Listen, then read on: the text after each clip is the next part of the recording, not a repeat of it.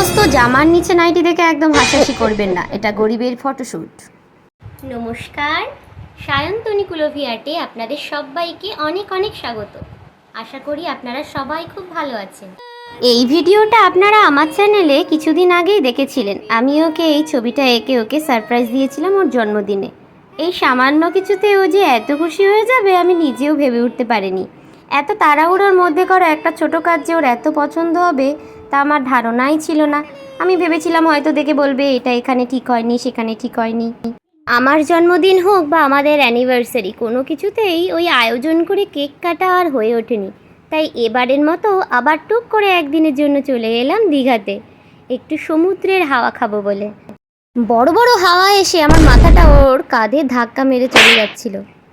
এরপর আমরা টুকুস করে ফিরে গেলাম 16th সেঞ্চুরিতে। তারপর আবার হঠাৎ করে চলে আসলাম 2025-এ। এসে দেখি সেই same Digha, same beach, same হাওয়া। মোহনায় এসে সমুদ্রের পাড় ধরে এরকম হাঁটতে হাঁটতে হাওয়ার মধ্যে দিয়ে নিজেকে যেন একদম জলপরি ভেবে নিয়েছিলাম। যেই ভাবনা সেই কাজ। সামনের দিকে একটু এগোতেই দেখি সমুদ্র এক গাদা সার্ফের জল আমার পায়ের কাছে ঠেলে ঠেলে দিচ্ছে।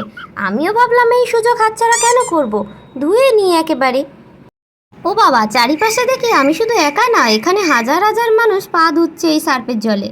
তারপর একটু ডাব সেবন করে আবার চলে গেলাম মাছ ধরা দেখতে।